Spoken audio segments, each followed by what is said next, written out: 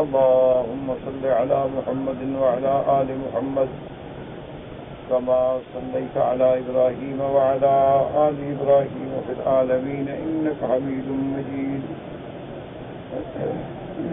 قال الله تبارك وتعالى في كلامه المجيد: أعوذ بالله من الشيطان الرجيم. بسم الله الرحمن الرحيم. سبحان الذي أسرى بعبده ليلا من المسجد الحرام إلى المسجد الأقصى الذي باركنا حوله لنريه من آياتنا إنه هو السميع البصير. قال المؤلف والمفسر رحمه الله تعالى: أدام النفع بعلومه وعلومكم في الدارين آمين. إلى أن قال الإمام والحافظ والمسلم أبو عبد الله محمد بن إسماعيل البخاري رحمه الله تعالى: حدثنا آدم بن أبي إياس قال حدثنا شعبة والنبي إسحاق قال سمعت عبد الرحمن بن يزيد سمعت ابن مسعود رضي الله تعالى عنه قال في بني إسرائيل والكهف واليم إنهن من العطاف الأول وهن من تلادي. وقال الإمام أحمد حدثنا عبد الرحمن قال حدثنا حماد بن زيد عن مروان عن أبي لبابة سمعت عائشة رضي الله تعالى عنها تقول: كان رسول الله صلى الله عليه وسلم يصوم حتى نقول ما يريد أن يفطر ويفطر حتى نقول ما يريد أن يصوم. وكان يقرأ كل ليلة بني إسرائيل والزمر. اب مفسر رحمۃ اللہ علیہ فرماتے ہیں کہ سورۃ الاسراء جو ہے یہ مکی سورت ہے، یہ حضور صلی اللہ علیہ وسلم کے ہجرت سے قبل نازل ہوئی اور 111 آیات پر مشتمل ہے۔ امام بخاری رحمۃ اللہ علیہ نے سند کے ساتھ عبد الرحمن ابن یزید سے یہ روایت نقل فرمائی۔ وہ فرماتی ہیں کہ میں نے عبداللہ ابن مسعود رضی اللہ تعالی عنہ سے سنا کہ سورت بنی اسرائیل، سورت الکہف اور سورت مریم انہن من العطاف الاول، یعنی یہ اعلیٰ درجہ، سب سے پہلا درجہ جو ہے سورتوں کا ان میں ہے۔ وہن من تلادی، اور گویا یہ میرا سب سے بڑا سرمایہ ہے۔ وقال الامام احمد، انہوں نے ایک حدیث روایت فرمائی ہے، بی بی عائشہ رضی اللہ تعالی عنہ فرماتی ہیں کہ حضور صلی اللہ علیہ وسلم یصوم، حضور نفلی روزے رکھتے، اور کتنا روزے رکھتے ہم سمجھتے کہ اب تو پتہ نہیں ہمیشہ روزہ رکھیں گے، یعنی روز روزہ ہم سمجھتے کہ اب افطار نہیں کریں گے، اور پھر کبھی کبھی حضور روزے چھوڑ دیتے، ہمیشہ بغیر روزے کے ہوتے، ہم سمجھتے کہ اب آپ روزے نہیں رکھیں گے۔ اور اسی روایت میں بھی فرماتی ہیں کہ وَكَانَ يَقْرَأُ كُلَّ لَيْلَةٍ، حضور پاک ہر رات سورت بنی اسرائیل، یعنی سورت الاسراء، اسی کا نام بنی اسرائیل، اور سورت الزمر کی تلاوت بھی فرماتے تھے، یعنی یہ وہ سورت ہے جو حضور ہمیشہ پڑھتے ہیں۔ اور نفلی روزوں کا بھی یہی ہے کہ کبھی حضور رکھتے تو معلوم ہوتا کہ ہمیشہ رکھے پھر چھوڑ دیتے، اور یہی وہ سنت مصطفیٰ ہے صلی اللہ علیہ وسلم کہ انسان روزہ بھی رکھے، افطار بھی کرے، تاکہ اپنے نفس کا بھی حق ادا کرے اور اللہ تبارک و تعالیٰ کی اطاعت میں بھی اپنے نفس کو استعمال کرے۔ اسی لیے حضور نے فرمایا کہ اللہ نے مجھے اتنا شان عطا فرمایا ہے، لیکن اس کے بعد بھی میں نیند بھی کرتا ہوں اور رات کو جاگتا بھی ہوں، میں روزے بھی رکھتا ہوں، افطار بھی کرتا ہوں، میں شادی بھی کرتا ہوں اور اپنے بیویوں کے حقوق بھی ادا کرتا ہوں۔ تو اسلام کی زندگی جو ہے وہ رہبانیت سے دور ہے۔ عیسائی جو تھے وہ رہبانیت کا شکار ہو گئے کہ غاروں میں جا بیٹھے، لوگوں سے کٹ گئے، اچھی خوراک کو اپنے اوپر حرام کر لیا، شادیوں کو اپنے اوپر حرام کر لیا، یہ رہبانیت ہے۔ اسلام کہتا ہے کہ آت کل ذی حق حق ہو، ہر چیز کا حق ادا کرو۔ تمہارے نفس کا بھی حق ہے، تمہاری آنکھوں کا بھی حق ہے، تمہارے بدن کا بھی حق ہے، تمہارے گھر والوں کا بھی حق ہے، تمہارے دوستوں کا بھی حق ہے۔ اس لیے اگر تاجر ہو تجارت بھی کرو، اگر مزدور ہو مزدوری بھی کرو، اور اللہ کے دین کا عمل بھی کرو۔ تو یہی حضور صلی اللہ علیہ وسلم کی عادت مبارک ہے۔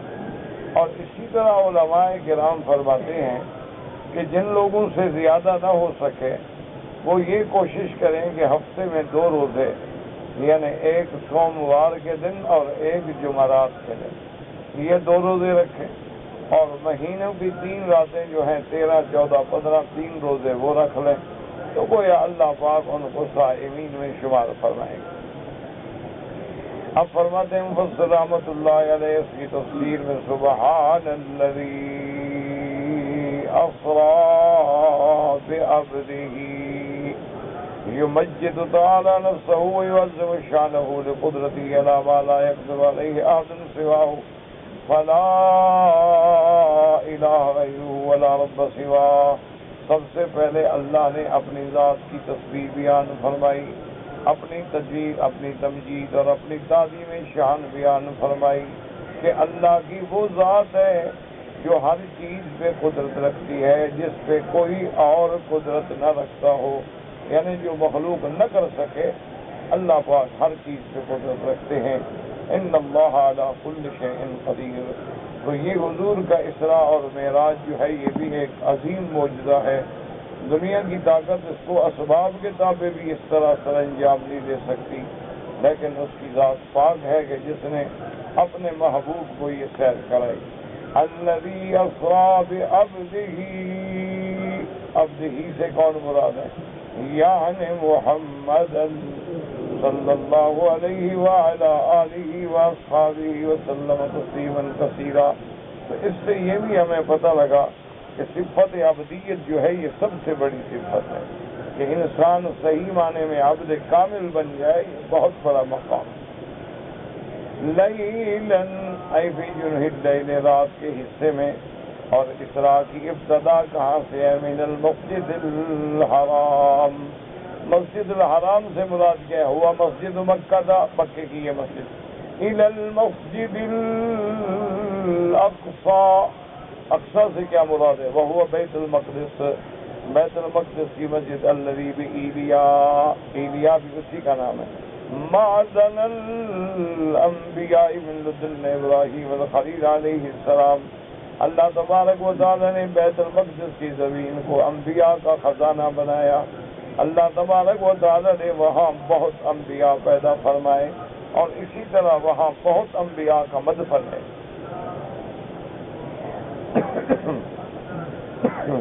فلہذا جمعوا له هناك كلهم فأمهم في محلتهم ودارهم۔ اللہ تبارک و تعالی نے تمام انبیاء کو حضور صلی اللہ علیہ وسلم کے استقبال کے لیے بیت المقدس میں جمع فرمایا۔ تو گویا کہ وہ تمام انبیاء اپنے علاقے میں تھے، اپنے قوم میں تھے، اپنے محلے میں تھے، اور حضور صلی اللہ علیہ وسلم تمام انبیاء کے امام بن کے آپ نے نماز پڑھائی۔ بس اب ایک بات کا یاد رکھیں کہ یہ اختلاف ہے کہ حضور پاک نے نماز جو پڑھائی انبیاء کو، یہ جاتے ہوئے پڑھائی یا آتے ہوئے پڑھائی؟ کیونکہ حضور صلی اللہ علیہ وسلم جاتے ہوئے بھی بیت المقدس میں رکے ہیں، اور آسمانوں سے اترنے کے بعد بھی بیت المقدس میں رکے ہیں، لیکن راجح قول یہی ہے کہ واپسی میں پڑھائی۔ حضور صلی اللہ علیہ وسلم نے جب آسمانوں سے نزول فرمایا تو تمام انبیاء علیہم السلام گویا آپ کو الوداع کہنے کے لیے پھر اسی مقام بیت المقدس میں اکٹھے ہوئے اور حضور نے نماز پڑھائی۔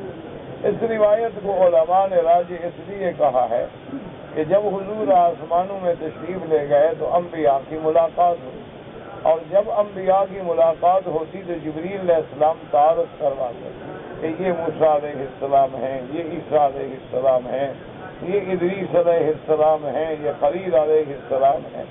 تو اگر پہلے یہ تعارف مکمل ہو چکا ہوتا مقصد اقصیٰ میں تو آسمانوں پہ دوبارہ حضور کو تعارف کی ضرورت ہی پیش نہ آئی۔ اسی لیے حدیث مبارک میں ہے، حضور نے فرمایا کہ میں جب 7ویں آسمان پہ پہنچا تو وہاں میں نے ایک گھر دیکھا بڑی شان والا، اور اس کے ساتھ ایک بزرگ کو دیکھا جو پشت لگائے ہوئے پڑھا رہے ہیں، اور حضور نے فرمایا کہ وہ بزرگ جو تھے وہ بڑے جمال والے، بڑے کمال والے، اور اتنے خوبصورت اللہ نے ان کو بنایا تھا۔ آپ نے فرمایا بس یوں سمجھ لو کہ ان کا چہرہ جو ہے وہ شکل مبارک مجھ سے ملتی تھی۔ تو اب حضور پاک نے جبریل علیہ السلام سے پوچھا کہ یہ کون سا مقام ہے؟ ان نے فرمایا کہ بیت المعمور ہے، یہ آسمانوں میں اللہ کا کعبہ ہے۔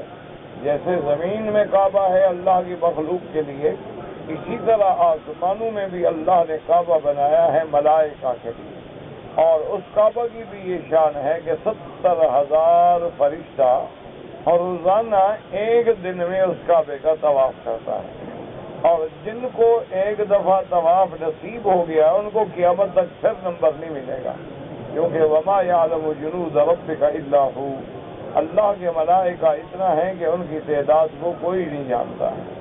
تو حضور صلی اللہ علیہ وسلم نے فرمایا کہ من ھذا الرجل، یہ جو بزرگ ہیں یہ کون ہے؟ تو جبریل علیہ السلام نے کہا کہ ھذا ابوک ابراہیم، یہ آپ کے ابا حضرت ابراہیم علیہ السلام ہیں، اور آپ ان کو سلام کریں۔ تو حضور صلی اللہ علیہ وسلم فرماتے ہیں کہ میں نے سلام کیا تو آپ نے پیار سے جواب دیا کہ مرحبا بالابن الصالح والنبی الصالح۔ تو اب اگر تعارف زمین پہ ہو چکا ہوتا تو حضور صلی اللہ علیہ وسلم اوپر جا کے سوال نہ کرتے۔ اس لیے علماء فرماتے ہیں کہ راجح بات یہی ہے کہ حضور صلی اللہ علیہ وسلم جب واپس آئے ہیں تو آپ نے واپسی پہ نماز پڑھائی ہے، اور یہ اور بھی قرینے قیاس ہے کہ جاتے ہوئے تو حضور پہ نمازیں فرض ہی نہیں تھی، لیلۃ المعراج میں آسمانوں پہ نمازیں فرض ہو گئیں، تو گویا اب حضور نماز لے کے آ رہے ہیں تو پہلی نماز کی امامت بھی انبیاء کی فرمائی کہ تمام انبیاء علیہم السلام جو ہے مقتدی بنے، اور میرے آقا جو ہیں وہ امام الانبیاء والمرسلین علیہم الصلوات والتسلیم بنے۔ اور اسی طرح بعض روایات میں ہے کہ اعلان جو ہے وہ حضرت جبریل علیہ السلام نے کیا، اور تمام انبیاء جب صفے بنا کے کھڑے ہوئے تو ہر پیغمبر کے ذہن میں خیال تھا کہ آج دیکھیں امامت کس کو ملتی ہے۔ تو جبریل علیہ السلام ایک سابقہ روایت میں آتا ہے کہ انہوں نے اعلان کیا اور کہا کہ صرف تو مشرقاً و مغربا، کہ میں نے مشرق و مغرب دیکھا ہے، میں نے شمال و جنوب دیکھا ہے، آسمانوں اور زمینوں کی سیر کی ہے، لیکن اللہ کی قسم ہے محمد مصطفیٰ جیسا شان کسی کا نہیں دیکھا۔ تو چونکہ جب سب سے آپ اعلیٰ ہیں، سب سے آپ افضل ہیں، سب سے آپ اجمل ہیں، تو امامت کا حق جو ہے وہ محمد الرسول اللہ کا ہے صلی اللہ علیہ وآلہ آلہ واصحابہ وسلم تسلیما کثیرا کثیرا۔ اور اللہ کا وہ عہد جو تھا وہ بھی پورا ہو گیا، وَإِذْ أَخَذَ اللَّهُ مِيثَاقَ النَّبِيِّينَ لَمَا آتَيْتُكُم مِّن كِتَابٍ وَحِكْمَةٍ ثُمَّ جَاءَكُمْ رَسُولٌ مُصَدِّقٌ لِّمَا مَعَكُمْ لَتُؤْمِنُنَّ بِهِ وَلَتَنصُرُنَّهُ، کہ اللہ نے تمام انبیاء سے یہ وعدہ لیا تھا، تو آج وہ وعدہ بھی پورا ہو گیا کہ تمام انبیاء نے نماز پڑھی سیدنا محمد الرسول اللہ علیہ الصلاۃ والسلام کے پیچھے۔ اس لیے امت نے فرمایا کہ یہ قول جو ہے وہ زیادہ راجح ہے۔ تو یہ وہ مسجد اقصیٰ ہے بیت المقدس میں جو معدن الانبیاء والمرسلین ہے، اور تمام انبیاء وہی اکٹھے ہوئے۔ فدل على انه هو الامام الاعظم والرئيس المقدم صلوات الله وسلامه عليه وعليهم اجمعین۔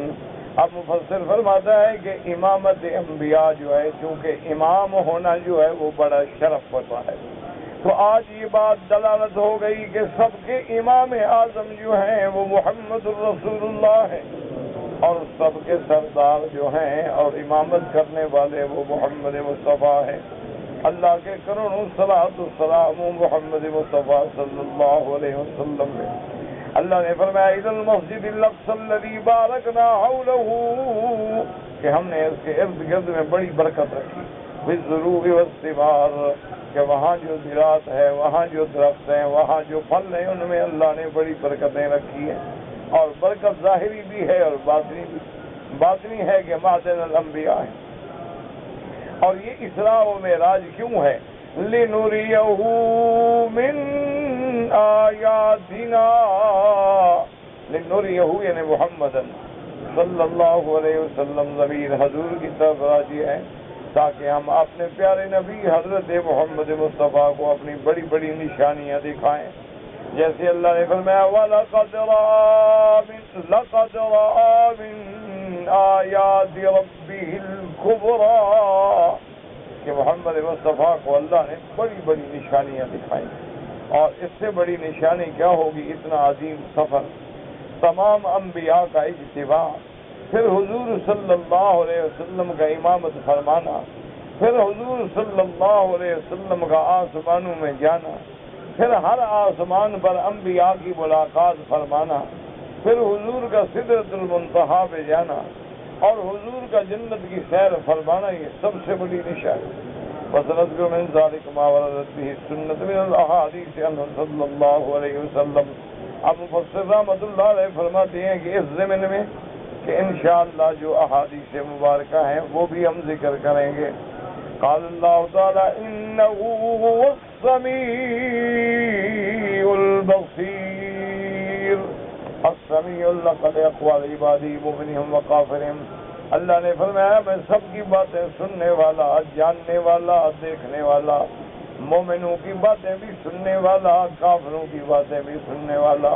مصدقاً و مقدما جنہوں نے میرے مدنی کے معراج کی تصدیق کی ان کی تصدیق بھی سننے والا، جنہوں نے تکذیب کی ان کی تکذیب بھی سننے والا. البصیر بہم میں سب کو دیکھتا ہوں. فیاتا کل منہم ما یستحقہ فی الدنیا والآخرہ. تو جب میں سب جانتا ہوں تو ہر کسی کو اس کے عمل کے مطابق بدلا دوں گا. اب مفسر فرماتے ہیں کہ ہم کچھ روایات و احادیث بیان کرتے ہیں جن کا تعلق جو ہے اسراء کے ساتھ ہے. روایت اللہ حدیث الواردۃ بالاسراء روایت انس بن مالک رضی اللہ تعالی عنہ. حضرت انس سے روایت ہے قال الامام ابو عبداللہ البخاری رحمہ اللہ تعالی حدثنی عبد العزیز بن عبد اللہ قال حدثنا سلیمان بن بلال شریک بن عبد اللہ قال سمعت انس بن مالک رضی اللہ تعالی عنہ یقول لیلۃ اسری برسول اللہ. حضرت انس بن مالک فرماتے ہیں اس رات کا واقعہ جب حضور کو سیر کرائی گئی من مسجد الکعبہ، اسی کا نام مسجد الحرام بھی ہے، اسی کا نام کعبہ بھی ہے اور مسجد الکعبہ بھی. انہ جاءہ ثلاثۃ نفر قبل ان یوحى الیہ وهو نائم فی المسجد الحرام. کہ 3 آدمی آئے حضور مسجد الحرام میں سوئے ہوئے تھے. فقال اولهم ایہم هو. وہ 3 آدمی جو ان میں سے پہلے نے سوال کیا کہ وہ کون ہے محمد مصطفیٰ. فقال اوسطهم هو خیرهم. وہ سب سے انہوں نے کہا کہ وہ جو ہے سب سے بہتر. فقال آخرهم خذوا خیرهم. فقالت تلك الليلة فلم يروا حتى أتوا ليلة أخرى فيما يرى قلبه وتنام عينه ولا ينام قلبه. آپ فرماتے ہیں کہ اس کے بعد فقالت تلك الليلة فلم يرهم، آپ نے ان آنے والوں کو نہیں دیکھا حتیٰ کہ پھر ایک اور رات میں آئے فيما يرى قلبه، کیونکہ میرے مدنی کی یہ صفت تھی کہ آپ کی نیند جو ہے وہ ساری دنیا کی نیند سے الگ تھی. حضور پاک نے فرمایا تنام عینایا ولا تنام قلبی، کہ اللہ نے مجھے ایسی نیند دی ہے کہ میری آنکھیں تو نیند کرتی ہیں لیکن میرا دل نیند نہیں کرتا. دل جو ہے وہ اللہ تبارک و تعالیٰ کے ساتھ تعلق میں شاغل ہوتا ہے. وَكَذَلِكَ الْأَنْبِيَاءُ، اسی طرح تمام پیغمبر تنام اعینہم ولا تنام قلوبہم، ان کی آنکھوں کو نیند آتی ہے لیکن ان کا دل نیند نہیں کرتے. فلم یکلموا حتی یستملوا وضوء عند بئر زمزم. اب وہ تینوں آدمی جب آئے حضور کے پاس انہوں نے کوئی بات نہیں کی اور حضور کو اٹھا کے زمزم کے کنویں کے پاس لے آئے. فتولى منهم جبريل وشق جبريل ما بين نهري إلى لبتي حتى فرغ من صدري وجوفي. اب جبریل علیہ السلام آگے بڑھے اور انہوں نے آپریشن شروع کیا کہ حلق سے لے کر نیچے تک کاٹا. اور اس کے بعد کہتے ہیں کہ آپ کے سینے مبارک کو وغسلہ من ماء زمزم. آپ کے سینے مبارک کو، قلب مبارک کو، تمام اعضاء مبارک کو زمزم کے پانی سے غسل دیا. اور اس کے بعد فرمایا تان کا جو پورے کا پورا صاف کیا. ثم اتی بطست من ذهب فيه ثور من ذهب محشو ایمانا وحکمتا فحشا به صدره ولغاديده یعنی عروق حلقه ثم اطبقه. اور اس کے بعد ایک سونے کا تختہ جو جنت سے جبریل لائے تھے اور اس کے اندر نور ایمان ہے. حضور پاک صلی اللہ علیہ وسلم کے سینے مبارک کو بھرا گیا اور آپ کے جو عروق مبارک ہیں ان کو بھی بھرا گیا. اس کے بعد سینے کو ملا کے حضرت جبریل نے ٹانکے لگا دیے. ثم جبریل السماء دنیا پھر لے کے معراج پہ چلے ہیں.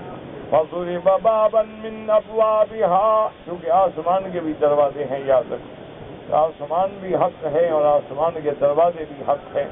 کیونکہ اللہ تبارک و تعالیٰ فرماتے ہیں کہ جب قوم نوح علیہ السلام پہ اللہ نے عذاب بھیجا ہے طوفان کا، اللہ نے فرمایا فَفَتَحْنَا أَبْوَابَ السَّمَاءِ بِمَاءٍ مُنْهَمِرٍ وَفَجَّرْنَا الْأَرْضَ عُيُونًا فَالْتَقَى الْمَاءُ عَلَىٰ أَمْرٍ قَدْ قُدِرَ. اللہ نے فرمایا ہم نے آسمان کے دروازے بھی کھول دیے، آسمان سے بھی پانی ٹوٹ پڑا اور زمین کو بھی حکم دیا تو طوفان آ گیا. اب جب حضور کو حضرت جبریل لے کے چلے آسمانوں کے دروازے پہ پہنچے، فَنَادَاهُ أَهْلُ السَّمَاءِ مَنْ هَٰذَا، تو آسمان کے دروازوں پہ جن ملائکہ کا پہرا ہے انہوں نے پوچھا کون؟ فقال جبریل، انہوں نے کہا میں اللہ کا فرشتہ جبریل علیہ السلام ہوں. فقالوا ومن معك، انہوں نے پوچھا جبریل کون تمہارے ساتھ ہے؟ قال معي محمد صلی اللہ علیہ وسلم تسلیما کثیرا کثیرا. قالوا وقد بعث الیہ، یعنی آپ کو معراج کی دعوت پہنچ چکی. قال نعم. قالوا فمرحبا به واهلا، ملائکہ نے استقبال کیا. تسبیح السماء لا يعلم اسماء الا الله. اب اس کے بعد وہ فرشتے نہیں جانتے. جب السماء دنیا آدم، آسمانی دنیا میں سب سے پہلی ملاقات جو ہے حضرت آدم سے ہوئی. وقال له جبریل هذا ابوك آدم وسلم علیہ. حضرت جبریل علیہ السلام نے عرض کیا کہ حضور یہ آپ کے ابا آدم ہیں، آپ ان پہ سلام کہیں. فسلم علیہ ورد علیہ آدم، حضور پاک نے سلام کیا، حضرت آدم علیہ السلام نے جواب دیا کہ مرحبا واہلا بابنی نعم الابن انت، کہ میں اپنے بیٹے کو مرحبا کہتا ہوں اور آپ سے کون اچھا بیٹا ہو. فَإِذَا هُوَ فِي السَّمَاءِ الدُّنْيَا بِنَهْرَيْنِ يَطْرُدَانِ فَقَالَ مَا هَذَانِ النَّهْرَانِ يَا جِبْرِيلُ قَالَ هَذَانِ النِّيلُ وَالْفُرَاتُ أَنْصُرُهُمَا. اور اس کے بعد آپ نے آسمان اور دنیا سے دو نہروں کی طرف پانی کو جاتے گرتے دیکھا. آپ نے فرمایا یہ کن نہروں میں ڈالا جا رہا ہے؟ تو جبریل علیہ السلام نے کہا حضور یہ نیل اور فرات کی جو نہریں ہیں اس میں ان کا اصل جو ہے وہ جنت میں ہے. ثم مذابی فی السماء وذاب نہرنا کھالے قسم اللولین وزبرجد وضرب بیدہ فإذا هو مسک اذفر. اس کے بعد حضور آسمانوں میں گئے، جب دیکھا تو ایک اور بہت نہر خوبصورت علیہ قصر من لؤلؤ وزبرجد، اور اس کے کنارے پہ محل بنا ہوا ہے موتیوں کا اور زبرجد کا. اور آپ نے جب دیکھا تو فَإِذَا هُوَ مِسْكٌ اصفر، کہ مشک جو ہے وہ اس کا یعنی مٹی ہے. فقال ما هذا يا جبریل، یہ کیا ہے؟ فقال هذا الكوثر الذي خبأ لك ربك. حضرت جبریل کہیں گے میرا مدنی یہ وہ حوض کوثر ہے جو اللہ نے تمہارے لیے چھپا کے رکھا ہے کہ قیامت میں آپ اپنی امت کو یہ پلائیں گے. ثم عرج به الى السماء الثانية، دوسرے آسمان پہ پہنچے. فقالت الملائکة له مثل ما قالت له الملائکة الأولى، دوسرے آسمان پہ بھی ملائکہ نے اسی طرح سوال جواب کیا. اور اس کے بعد جناب فرماتے ہیں من هذا قال جبریل، قالوا ومن معك قال محمد صلی اللہ علیہ وسلم. قالوا وقد بعث قال نعم. قالوا مرحبا به واهلا. ثم عرج به الى السماء الثالثة وقالوا له بالسماء قال الاولى والثانية. ثم عرج به الى السماء الرابعة، پھر آپ تیسرے آسمان پہ گئے، پھر آپ چوتھے آسمان پہ گئے. اسی طرح سوال ہوتے رہے، دروازے کھلتے رہے. ثم عرج به الى السماء الخامسة وقال مثل ذلك. ثم عرج به الى السماء السادسة، پھر آپ چھٹے آسمان پہ گئے. وقال مثل ذلك، اسی طرح سوال ہوا. ثم عرج به الى السماء السابعة، اب چھٹے ساتویں آسمان پہ گئے. كل سماء فيها انبیاء، ہر آسمان پہ میرے مدنی کا استقبال ہوا اور ہر آسمان پہ اللہ کا نبی موجود. اب راوی حدیث فرماتے ہیں، کہتے ہیں کہ وقت سماہم، حضور نے تو ہر پیغمبر کا نام لیا جن سے ملاقاتیں ہوئیں، لیکن کہتے ہیں فوائد منہم، میں جو یاد کر سکا ان میں حضرت ادریس دوسرے آسمان میں، حضرت ہارون چوتھے آسمان میں، اور اسی طرح پانچویں میں مجھے یاد نہیں کہ کس کا نام لیا. وہ ابراہیم السادسہ، اور ابراہیم علیہ السلام چھٹے آسمان میں، اور موسیٰ علیہ السلام ساتویں آسمان میں.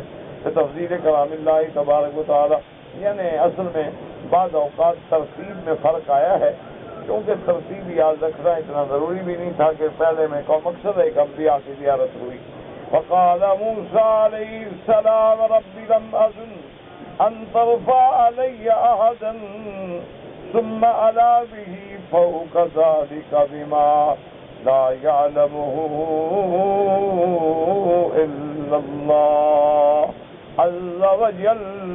حضرت موسیٰ علیہ السلام نے سمجھا کہ مجھ سے زیادہ کسی کو مقام نہیں ملے گا، تو حضرت موسیٰ کو اللہ نے کلیم اللہ بنایا، شرف کلام بخشا بغیر کسی واسطہ ملائکہ کے. لیکن حبیب اللہ سیدنا محمد الرسول اللہ صلی اللہ علیہ وسلم کو اللہ نے شرف کلام بھی بخشا، شرف دیدار بھی بخشا. اور اس کے بعد فرماتے ہیں کہ پھر حضور کو اور اوپر لے گئے. کہاں تک؟ اللہ کے سوا کوئی نہیں جانتا. حتیٰ جاء سدرۃ المنتہا، آپ سدرۃ منتہا پہ پہنچے. علماء فرماتے ہیں سدرہ ایک بیری کا درخت ہے، اور منتہا اس لیے کہتے ہیں کہ جو ہمارے نامہ عمل بچ جاتے ہیں وہ بھی وہاں تک پہنچتے ہیں، اور جو اللہ کے احکام آتے ہیں وہ بھی وہاں تک پہنچتے ہیں، اور پھر ملائکہ لیتے ہیں.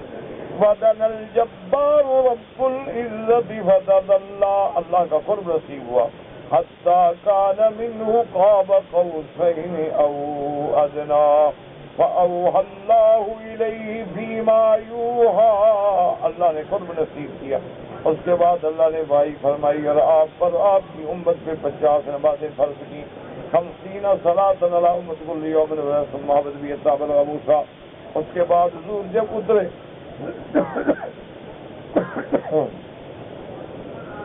تو آپ کی حضرت موسیٰ علیہ السلام سے ملاقات. فتفض موسیٰ علیہ وقال یا محمد ماذا اہدی الیک ربک. حضرت موسیٰ علیہ السلام نے سوال کیا حضور اللہ نے کیا انعام عطا فرمایا؟ فقال اہدی 50 صلاۃ کل یوم ولیلۃ، اللہ پاک نے میری امت پہ 50 نمازیں فرض فرمائی ہیں ایک دن رات میں. قال ان امتك لا تستطيع ذلك فرجع فليخفف عنك ربك وعنهم. حضرت موسیٰ علیہ السلام نے مشورہ دیا کہ حضور مہربانی کر کے پھر اللہ کے دربار میں دوبارہ حاضر ہوں، اللہ سے درخواست کریں تاکہ اللہ تبارک و تعالیٰ آپ سے اور آپ کی امت سے کچھ رعایت کر دیں، کیونکہ آپ کی امت یہ طاقت نہیں رکھتی کہ وہ 50 نمازیں پڑھے.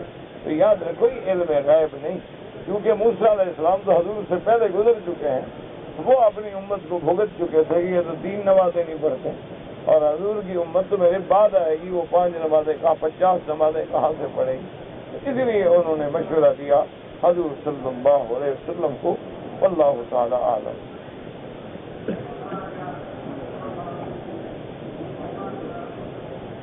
کئی دنوں سے سوال جو ہیں رہ گئے، وہ بیچارے لوگ چلے جاتے ہیں، سوال پڑے رہتے ہیں. اولاد نرینہ کے لیے سب سے تو جو قرآن میں دعائیں ہیں نا جی، رب ہب لی من لدنک ذریۃ طیبہ انک سمیع الدعاء یرثنی ویرث من آل یعقوب. اسی طرح ربنا ہب لنا من ازواجنا وذریاتنا قرۃ اعین. اور سب سے زیادہ جو مجرب چیز ہے وہ ہے استغفار، کہ جن لوگوں کی اولاد نہ ہو یا جن کے رزق میں تنگی ہو، یا جن اللہ الذی لا الہ الا هو الحی القیوم واتوب الیہ. اگر یہ استغفار یاد نہ رہ سکے تو استغفر اللہ ربی العظیم من کل ذنب واتوب الیہ. یا اس کے علاوہ بھی استغفر اللہ استغفر اللہ استغفر اللہ. یہ جتنا پڑھ سکو، وضو ہے نہیں ہے، حتیٰ کہ عورت حیض میں ہے وہ بھی پڑھ سکتی ہے، نفاس میں ہے وہ بھی پڑھ سکتی ہے. ہر حال میں پڑھیں، اور جتنا زیادہ پڑھیں گے تو اللہ کا خود قرآن میں یہ فیصلہ ہے کہ یمددکم باموال وبنین، کہ استغفار پڑھنے والوں کے مال کو میں بڑھا دیتا ہوں، اولادوں کو بھی بڑھا دیتا ہوں. تو اللہ تبارک و تعالی انشاءاللہ رحم کریں گے اور اولاد عطا فرمائیں گے.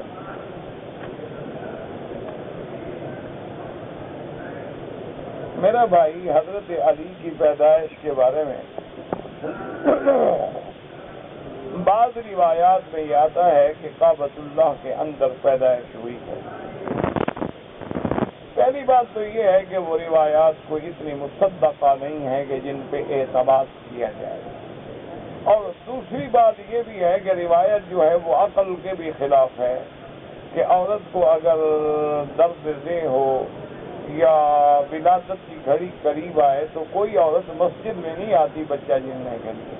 تو حضرت علی رضی اللہ تعالیٰ عنہ کی والدہ محترمہ آخر کیوں آئے؟ اور اگر ہم مان بھی لیں تو الحمدللہ حضرت علی کی شان ہے. بس کیا ہے اس کا معنی یہ تھوڑا تھا کہ جو کعبے میں پیدا ہو سارے جہان سے افضل ہوگا، پھر نبی سے بھی افضل ہوگا. حضرت علی کلمہ کس کا پڑھتے تھے؟ تو حضور تو باہر پیدا ہوئے، حضور کا مولد جو ہے وہ تو کعبے کے باہر ہے. اور بعض علماء نے فرمایا کہ جو ہاں لفظ لکھا ہے نا کہ مولود کعبہ، اس سے مراد اللہ کا حرم ہے. جیسے کہ اللہ نے قرآن میں فرمایا حدیم بالغ الکعبہ، کہ حاجی صاحبان اپنے حج کی جو قربانی ہے، جو جانور ہے، وہ کعبے میں پہنچا کے ذبح کریں. تو اب آپ کعبے میں تھوڑا ذبح کرتے ہیں، آپ تو مینا میں ذبح کرتے ہیں، کیونکہ مینا بھی سارا حرم ہے، تو اس کا نام حرم بھی ہے، کعبہ بھی ہے. تو اس لیے بعض کتابوں میں آیا کہ حضرت علی کعبے میں پیدا ہوئے، یا مولود مانا اللہ کے حرم میں پیدا ہوئے. حضرت علی کا گھر جو ہے وہ حرم کے اندر تھا. کہتے جی کہ بعض لوگ جو صرف ٹھوڑی پہ داڑھی رکھتے ہیں، یہ بات غلط ہے. داڑھی پوری رکھنی چاہیے، جیسے کہ سرکار دو عالم سیدنا محمد مصطفیٰ صلی اللہ علیہ وسلم کی پوری داڑھی مبارک تھی، اور اتنی لمبی تھی کہ یملا صدر ہوا، آپ کے سینے مبارک پہ آتی تھی، اور آپ کا چہرہ مبارک بھرا ہوا تھا. اب کوئی دوڑی نے فرنچ کٹ بنائی ہے تو فیشن ہو گیا، سنت تو نہ ہو۔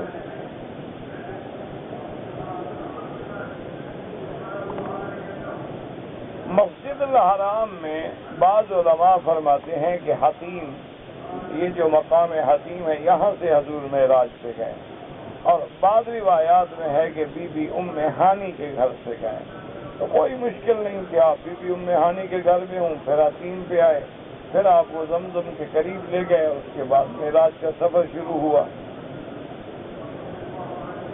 آدم کو خدا تو نہ کہو، لیکن خدا سے آدم جدا نہیں ہے، تو تم جدا ہو گئے، تم بھی تو آدم کی اولاد ہو۔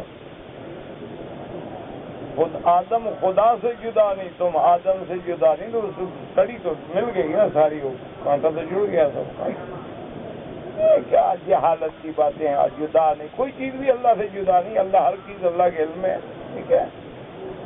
یہ پاگلوں کی باتیں ہیں، بعض دماغ جب خراب ہو جاتا ہے نا ایسی باتیں سوچتی ہیں۔ مغرب کی اذان کے بعد لوگ کیا پڑھتے ہیں؟ جو پڑھتے ہیں پوچھ لو کیا پڑھتے ہو۔ کسی نے طواف کی 2 رکعت پڑھنی ہوتی ہیں، کسی نے کچھ پڑھنا ہوتا ہے۔ جب سورج غروب ہو گیا نماز جائز ہے۔ امام ابو حنیفہ رحمۃ اللہ علیہ کے نزدیک افضل یہ ہے کہ کوئی مجبوری نہ ہو تو وہ مغرب کی نماز پڑھ کے سنتیں پڑھ کے بعد میں نفل پڑھے۔ ہاں اگر طواف کے واجب پڑھنے ہیں تو مغرب کی نماز پڑھ کے پہلے 2 رکعت واجب الطواف پڑھے، اس کے بعد سنتیں پڑھے کہ واجب سنت پہ مقدم ہوتا ہے۔ قاری اگر زمزم سے ہم وضو کریں یا زمزم سے ہم غسل کریں کوئی حال نہیں، برکت کے لیے آپ وضو کریں، غسل کریں، زمزم کو سالن میں ڈالیں، بالکل ڈالیں، کوئی بنا نہیں، زمزم ایک پانی ہے۔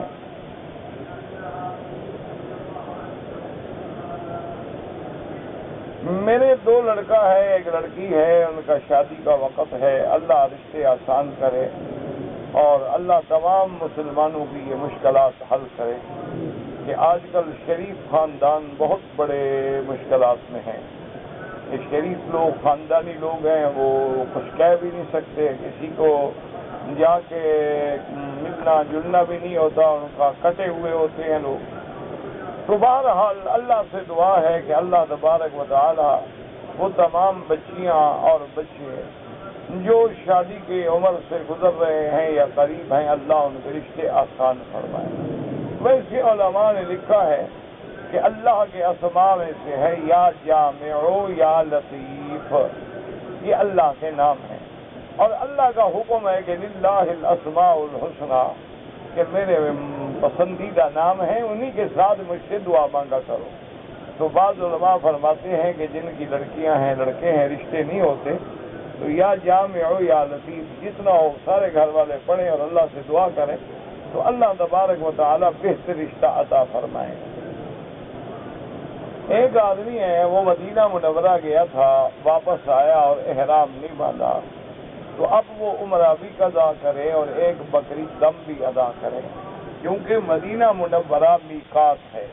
جیسے پاکستان سے اگر آپ بغیر احرام کے آئیں تو دم پڑے گی، اسی طرح مدینہ منورہ سے بھی بغیر احرام کے آئیں تو دم پڑے گی۔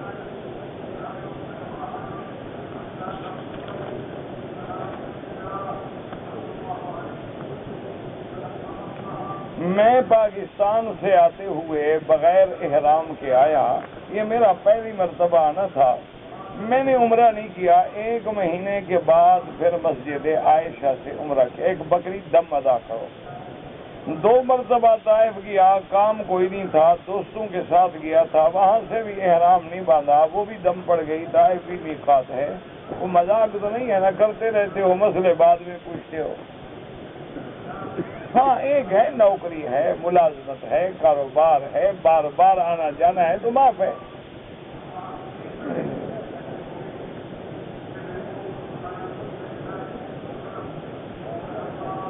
میں قصاب کا کام کرتا ہوں اور میں نے تقریباً 2500 جانور ذبح کیے ہوں گے، تو کوئی بات نہیں 25 لاکھ بھی کر دو تو کیا ہے، جب اللہ نے اجازت دی ہے تو پھر کیا ہے، وہ گناہ کا کام کرتے ہو کوئی؟ اللہ کے بندے جب ذبح کرنا سنت ہے، حضور پاک نے اپنے ہاتھ مبارک سے بھی ذبح فرمائے، تو اس لیے وہ لوگ سمجھتے ہیں کہ 2500 سے اوپر ہو گیا تو یہ کافر ہو گیا، جانور ذبح کر رہا ہے نا، کچھ نہیں ہوتا، سنت ہے۔ باپ کو اگر قبلہ کہیں بالکل غلط بات ہے، قبلہ قبلہ ہے، باپ باپ ہے۔ باقی لوگ یعنی عزت کے لیے ایسے الفاظ استعمال کرتے ہیں، لیکن یاد رکھو کہ اگر یہ الفاظ باعث عزت ہوتے تو صحابہ استعمال کرتے، کیونکہ قبلہ تو عربی کا لفظ ہے، تمہارا تو لفظ ہی نہیں قبلہ۔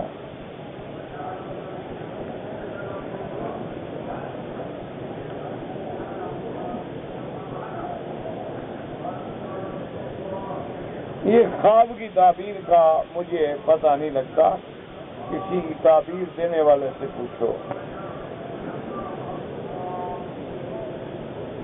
میری سگریٹ بیڑی کی کمپنی ہے، یہ کام چھوڑ دو، کوئی اور کام کرو، کیونکہ کراہت میں تو شبہ کوئی نہیں، اور بعض ائمہ فرماتے ہیں کہ سگریٹ وغیرہ، بیڑی، تمباکو یہ سب حرام ہے، تو بعض ائمہ کا فتویٰ حرمت کا ہے، تو اگر یہ حرام ہے تو ثمن الحرام ہے حرام، تو پھر حرام کی کمائی بھی حرام ہے، تو اس لیے آپ آہستہ آہستہ اس کو چھوڑتے جائیں اور نکل کے کوئی دوسرا کام کریں، اللہ تبارک و تعالیٰ اس میں رزق عطا فرمائیں گے۔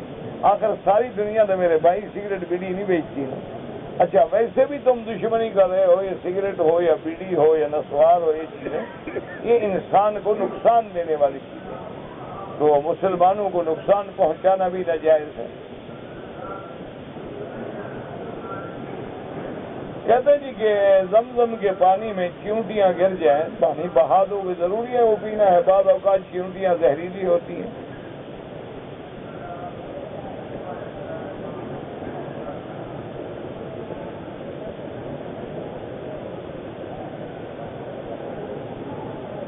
انبیاء علیہم السلام، خاص طور پہ میرے آقا رحمت دو عالم سیدنا محمد الرسول اللہ صلی اللہ علیہ وسلم کے مزار مبارک پہ جب جا کے آدمی صلاۃ و سلام پڑھتا ہے تو حدیث مبارک میں ہے، حضور نے فرمایا کہ جب کوئی آ کے مجھ پہ سلام کہتا ہے میں سنتا ہوں، اور اگر دور سے پڑھا جائے تو اللہ کے فرشتے پہنچاتے ہیں۔ یہ دونوں حدیثیں ہیں اور دونوں صحیح ہیں، باقی بحث میں نہ پڑا کرو، تم اپنی موت حیات کا فکر کرو، تمہیں انبیاء کے ساتھ کیوں بحث پڑ گئی؟ کوئی عقل کرو۔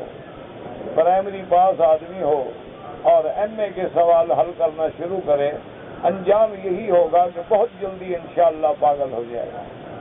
تم اگر حضور کی زندگی اور موت پہ بحث کر، اللہ نے فرمایا موت برحق ہے، حضور نے فرمایا حدیث ہے ما من مسلم یسلم علیہ، میرے اوپر جب کوئی سلام والا سلام پڑھتا ہے میں سنتا ہوں آمنا باللہ، جو حضور نے فرمایا بس فرمایا۔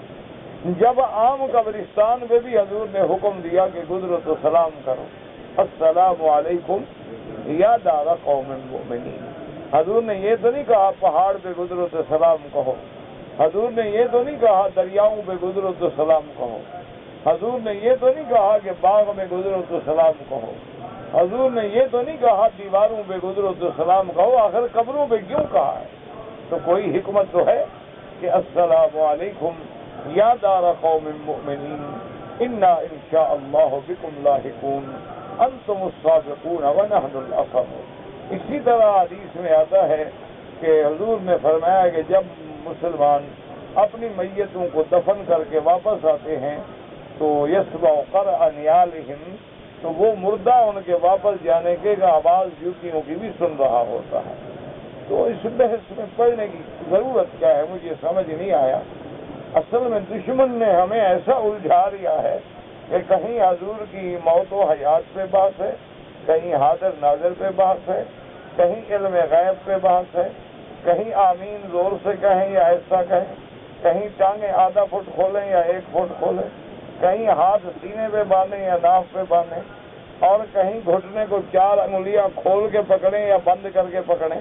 بس قوم اسی میں لڑ رہی ہے اور دشمن آگے بڑھتے جا رہے ہیں اور مسلمانوں کو تباہ و برباد کرتے جا رہے ہیں، اور تم اسی میں لڑتے رہو گے۔ انا للہ و انا الیہ راجعون۔ اسی لیے اقبال نے رو کے کہا تھا کہ یہ امت روایات میں کھو گئی، بس یہ بحثوں میں پڑے رہے۔ خدا کے بندے اصول دین ہیں، اور اللہ پاک آپ کو ہمیں مسلمان بنائے. شکر کرو. اگر ایک آدمی ریاض سے جدے میں آتا ہے اور 2 دن ٹھہرا ہے، وہ نماز قصر پڑھے گا. مسافر ہے، وہ نماز قصر پڑھے گا. سنتیں معاف ہیں اور فرض 4 کے بجائے 2 پڑھے گا. لیکن سفر میں کوئی بندہ سنتیں پڑھنا چاہے تو منع نہیں ہے. اگر سنتیں پڑھو، تہجد پڑھو، نفل پڑھو. آدمی آتا ہے 2 دن 3 دن مکہ شریف میں، موقع پھر کب ملے گا؟ لیکن اللہ کی طرف سے معاف ہیں.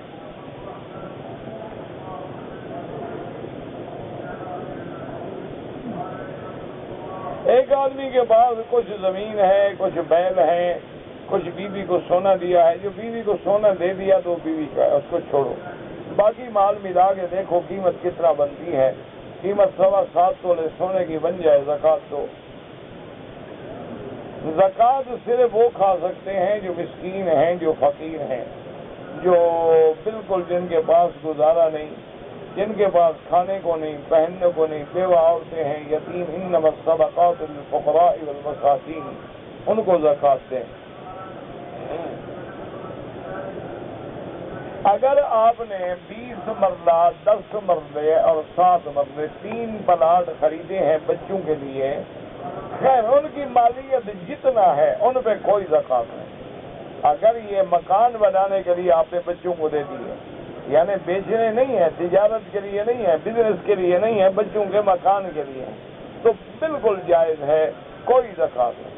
لیکن یہ تم نے آخر کیوں گڑبڑ کیا کہ ایک بچے کے لیے تو 20 مرلے، ایک کے لیے 10 مرلے، ایک کے لیے 7 مرلے؟ یہ کیا چکر ہے؟ سب کے لیے برابر کرو. یہ تو ظلم ہے. ایک کو 20 مرلے دو، ایک کو 7 مرلے دو. کیوں بھائی؟ وہ تمہاری اولاد نہیں ہے؟ بالکل ظلم ہے. قیامت میں ثواب کے بجائے پکڑے جاؤ. جب اولاد کو دو، برابر دو سب کو. ہاں، جو 36,000 کا زیور ہے اس پر زکوٰۃ دیں 2.5%. نماز کے وقت میں جہاں امام صاحب کھڑے ہیں ان کے آگے کھڑا ہونے سے نماز نہیں ہوگی. اگر امام صاحب مقام ابراہیم والی طرف ہیں تو آپ پرنالے والی طرف ادھر کھڑے ہو سکتے ہیں، لیکن اس طرف میں جو بھی آگے ہوگا نماز نہیں ہوگی.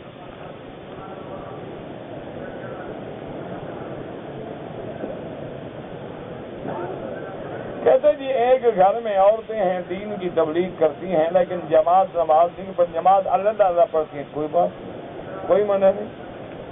عورتیں الگ الگ نماز پڑھیں گھر میں، ٹھیک بات، کوئی مسئلہ نہیں. اچھا، یہ لوگ بھی ڈھونڈتے رہتے ہیں، جہاں کوئی دین کا کام کرے ٹھک اعتراض میں پہنچ جاتے ہیں، گولی کی طرح انتظار میں کھڑے ہوتے ہیں. انا للہ و انا. شیطان ایسی شیڈی کرتا ہے، ان کو رپورٹ ہوتے کوئی یہاں دین کا کام ہو رہا ہے، عورتیں کریں. پہنچو پہنچو پہنچو پہنچو. فلم چل رہی ہے تو کبھی نہیں جائیں گے، بھی اس کو بند کرو. انا للہ و انا الیہ راجعون.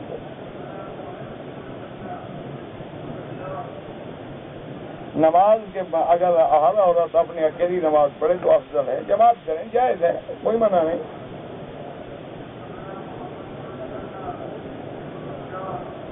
میں اپنے بیٹی کا وہ تو بھی نکاح پڑھا دیا، نکاح ہو گیا الحمدللہ.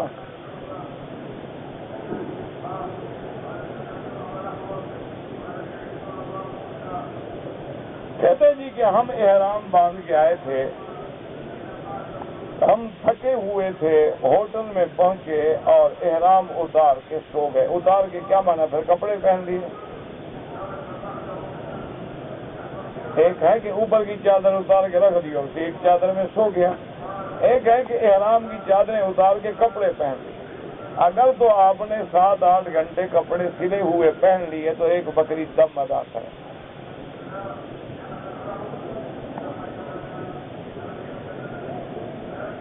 میں نے پہلا عمرہ جب کیا تھا تو سر مڈایا تھا، لیکن دوسرا عمرہ جب کیا تو سر نہیں مڈایا بلکہ کینچی سے بال کاٹے.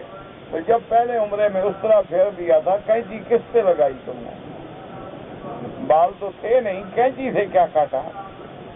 لہذا ایک بکری دم ادا کریں اور اس طرح بھی پھروائیں. بال ہوں یا نہ ہوں، جب بھی عمرہ کرو گے اس طرح پھروانا ہوگا۔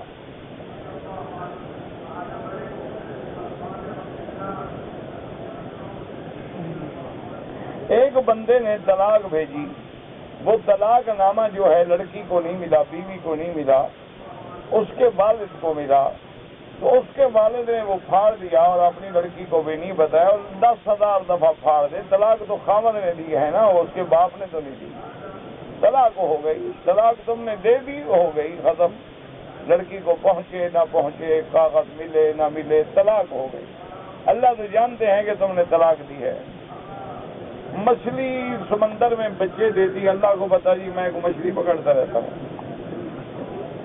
جو مچھلی پکڑتے ہیں ان کے پاس جا کے مسئلہ پوچھو، نہیں تو یہ بنگالی جو بیٹھے ہیں سب مچھلی کے بادشاہ ہیں۔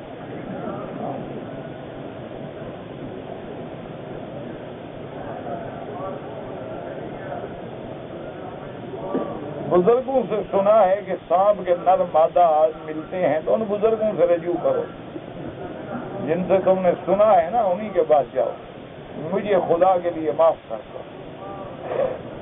کبھی تم سانپ کا مسئلے پوچھتے ہو، کبھی تم مچھلی کے مسئلے، میں کچھ جوگی ہوں یا مچھلی پکڑتا ہوں۔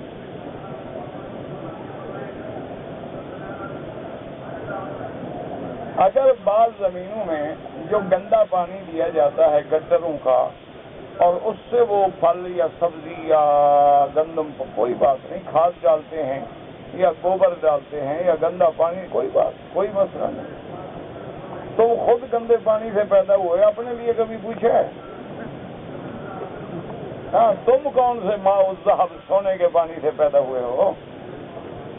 تم بھی تو گندے پانی سے پیدا ہوئے ہو۔ اپنا مسئلہ کبھی نہیں پوچھا، سبزی کا بڑا فکر ہے بندے کو۔ یار انا للہ راجعون۔ اچھا، مقصود بھائی نے آپ کو سلام، بڑی مہربانی بھائی، میرے بھی سلام کہیں۔ اس دفعہ ہم لندن نہیں جا سکے، میری طبیعت ٹھیک نہیں تھی۔ میرے 2 ساتھی پاکستان سے آئے ہیں، ایک دن کے بعد مکے آئے ہیں۔ اب وہ مدینہ کے میقات سے عمرہ کرنا چاہتے، وہ تو کریں، لیکن جو پاکستان سے بغیر احرام کے گزر آئے ہیں وہ تو دم پڑ گئی۔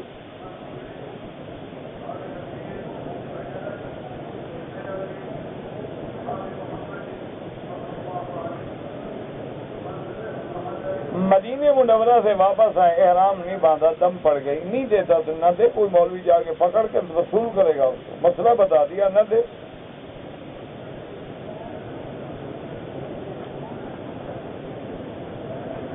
دعا جب مانگو تو سیدھی اللہ سے مانگو، واسطہ وسیلہ نہ کہو۔ جادو اور سحر جو ہے وہ ہوتا ہے، حتیٰ کہ میرے مدنی سرکار پہ ہو گیا، لیکن اللہ پاک ان فتنوں سے بچائے۔ جادو کا سیکھنا، جادو کا کرنا کرانا، حضور نے فرمایا کفر ہے۔ من تسحر فقد کفر، جو جادو کرتا ہے وہ کافر ہو جاتا ہے۔ اللہ آپ کو بھی، مجھے بھی، سب کو بچائے۔ سفر جب کریں تو مساجد کے لیے کریں، قبور کے لیے نہ کریں۔ کہتے جی سبز پگڑی والے جو بھی ہیں یار، جو لوگ ہیں، اللہ سب کا عقیدہ صحیح کرے اور سب کو دین کے کام کرنے کی توفیق دے۔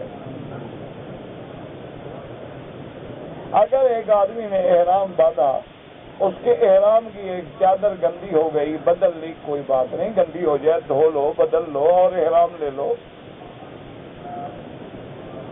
اگر وضو کرتے ہوئے آدمی چادر اوپر کی اتار کے رکھ لے، وضو کر کے پھر پہنے، کوئی بات نہیں، کوئی مسئلہ نہیں۔ اگر ایک آدمی ایسے بیٹھے بیٹھے اونگ رہا ہے تو وضو نہیں ٹوٹتا، اگر ٹیک لگا لے تو وضو ٹوٹ جاتا ہے کہ اعضاء ڈھیلے ہو جاتے ہیں، خوف ہوتا ہے ہوا نہ ضائع ہو گئی ہے۔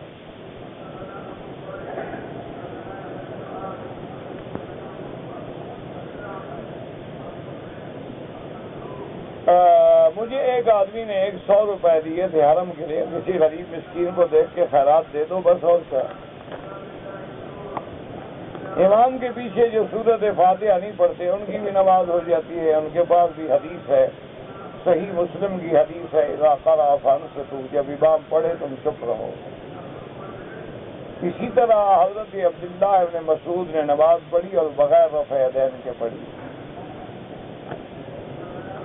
امام جب سلام پھیرے کوشش کریں کہ سلام مکمل کر لے پھر آپ پھیریں، ورنہ ایک طرف بھی سلام پھیرنے سے نماز تام ہو جاتی ہے، لیکن احتیاط اسی میں ہے تاکہ تمہاری گردن امام سے پہلے نہ پھر جائے۔ جنازے میں 2 سلام پھیریں جائز ہے، 1 پھیریں جائز ہے۔ کہتے ہیں جی کہ جن طالبوں کو نیند آتی ہے وہ ہمارے لیے جگہ چھوڑ دیا کریں، ہم نیند نہیں کریں گے، تو یہ آپ ان سے طے کر لیں، آپ کو انشاءاللہ اگلے پچھلے سارے سبق سمجھا دیں گے۔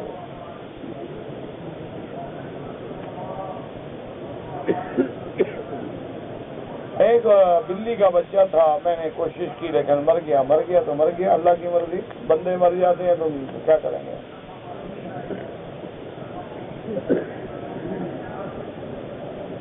سود پہ 30,000 لیے تو حرام ہے، سود لینا دینا سب حرام۔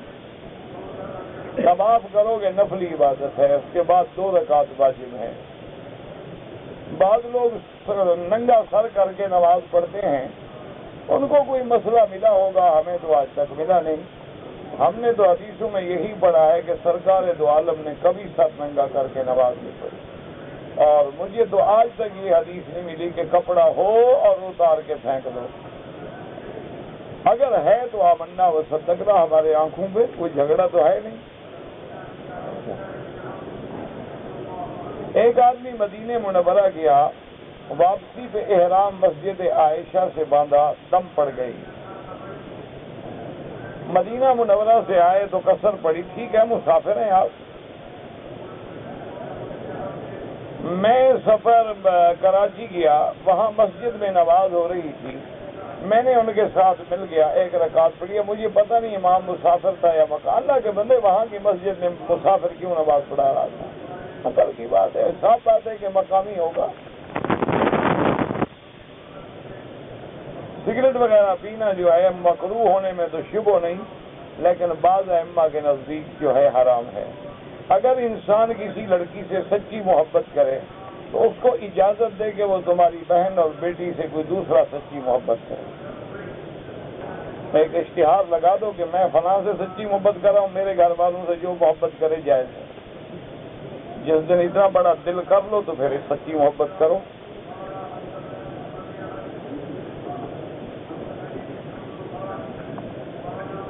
حضرات اہل حدیث جو ہیں وہ جرابوں پہ مسح کرتے ہیں، چونکہ لفظ حدیث میں جورب ہے، وہ ظاہر لفظوں پہ عمل کرتے ہیں، اور امام ابو حنیفہ رحمۃ اللہ علیہ فرماتے ہیں کہ جورب سے مراد وہ جورب ہے جو حضور کے زمانے میں تھی، اگر وہی ہے تو کرو۔ ہم نے انڈیا سے عمرے کے لیے، لیکن احرام جہاز میں نہیں باندھا، جدے سے باندھا، دم پڑ گئی۔ عمرہ کرنے کے بعد حج تو فرض نہیں ہوتا، حج تو جس کے پاس پیسے ہیں، عمرہ نہ بھی کرے تب بھی فرض ہے۔ بیرون ملک سے لوگ کفن دھوتے ہیں زمزم سے، کوئی مسئلہ نہیں ہے، یہ لوگوں نے خود رواج بنایا ہوا ہے۔ اگر کچھ عورتیں جب عمرے پہ آتی ہیں دوائی استعمال کرتی ہیں کہ حیض نہ آئے تو جائز ہے، کسی لیڈی ڈاکٹر کے مشورے سے دوائی لے لیں کہ اتنے دن ہم پاک رہیں تو کوئی منع نہیں۔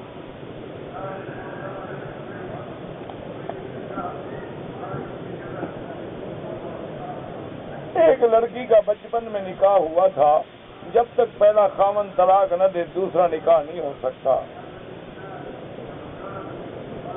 اگر کسی کو مزدلفہ میں احتلام ہو جائے غسل کرے، بس، حج میں کوئی حرج نہیں۔